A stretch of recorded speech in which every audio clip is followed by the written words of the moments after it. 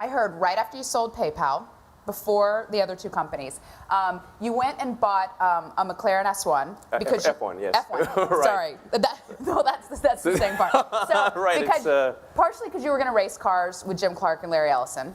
No, well, not really. No, actually, and I never did. Although that was one of the things that was sort of talked about at one point, but I never did. In fact, I've never raced anyone with McLaren. I had it for several years. I put 11,000 miles on it, and I drove it from LA to San Francisco. It was my daily driver, which is a crazy car to have as a daily driver, particularly on the 405. So, but I understand when you got it. Yeah. You're driving down 280, and you wrecked it. No, well. And let me just tell the story, and then you can correct it, because the story's great, and I hope it's true. Let's see if the story that you tell is actually how that compares to the reality, because the reality is pretty messed up. So, hopefully the reality's better.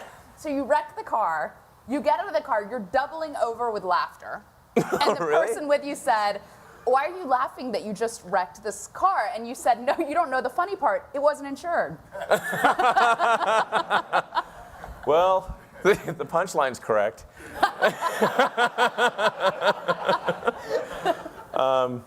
Yeah, so I was driving up Sand Hill Road with Peter Thiel, one of the co-founders of PayPal. We were actually driving to see Mike Moritz.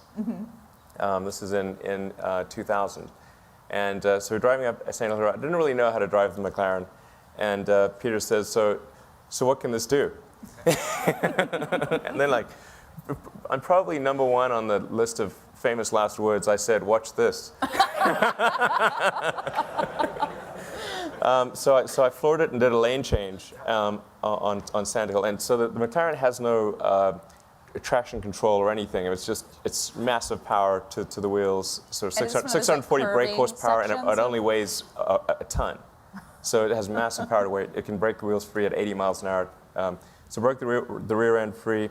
And started spinning, and I sort of let's see. I think it was sort of I was going straight and then turned, and I remember seeing the cars coming towards me while I was going backwards, and then we hit an embankment, sort of a 45-degree embankment on Sand Hill, which tossed the car into the air like a discus, and it kept rotating with about 3 foot of air clearance, according to witnesses. And then slammed down on the ground, going the original direction. And we blew the suspension out. Now, it didn't actually wreck the car. The core chassis and the engine were okay. Thank God. But all the glass and the wheels and everything was shredded, and there was massive body damage in the front and rear. Yeah. And did you start laughing? I don't recall laughing. I could have been laughing in shock, but I don't recall laughing. And then Peter hitched a ride to Mike. I waited while the fire truck and the ambulance arrived, and then finally Did Peter Thiel literally hitch a ride?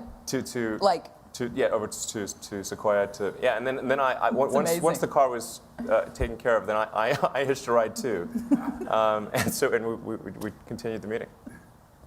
I'm picturing you and Peter Thiel like that scene in Tommy Boy, where like the deer, and you're both like and like. Yeah, really.